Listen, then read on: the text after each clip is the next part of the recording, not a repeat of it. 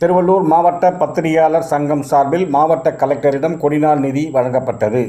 திருவள்ளூர் மாவட்ட பத்திரிகையாளர் சங்கம் சார்பில் முன்னாள் இராணுவ படை வீரர்களுக்கான கொடிநாள் நிதியை மாவட்ட கலெக்டர் ச. கவிதாவிடம் சங்க நிர்வாகிகள் வழங்கினர்.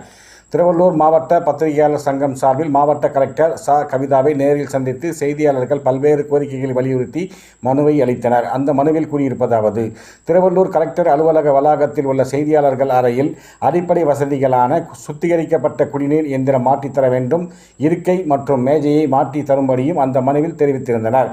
அதனைத் தொடர்ந்து திருவள்ளூர் மாவட்ட பத்திரிகையாளர் சங்கம் சார்பில் முன்னாள் இராணுவ படை வீரர்களுக்கு உதவும் வகையில் கொடிநாள் நிதிக்கான காசோலையை நிர்வாகிகள் வழங்கினர். அப்போது கொடிநாள் நிதி அளித்த சங்கத்தினரை கலெக்டர் வெகுவாக பாராட்டினார். இந்த நிகழ்ச்சியில் சங்கத்தின் தலைவர் எம். அருள் பிரேம்தாஸ், பொதுச் செயலாளர் என். உதயகுமார், ஒருங்கிணைப்பாளர் ஆர். அண்ணாதுரை, பொருளாளர் கே. வெங்கடேஸ்வர்லு, நிர்வாகிகள் சீனிவாசன், சுதாகர், எழில், எம். ஏ. கருணாநிதி, இளங்கோவன், விநாயகமூர்த்தி, ரமேஷ், லோகநாதன், நரேஷ், சந்திரசேகர், நவீன் உள்பட நிர்வாகிகள் பலர் கலந்து கொண்டனர். அதனைத் தொடர்ந்து நடைபெற்ற சங்க கூட்டத்தில் வளர்ச்சிப் பணிகள் குறித்து விவாதிக்கப்பட்டது.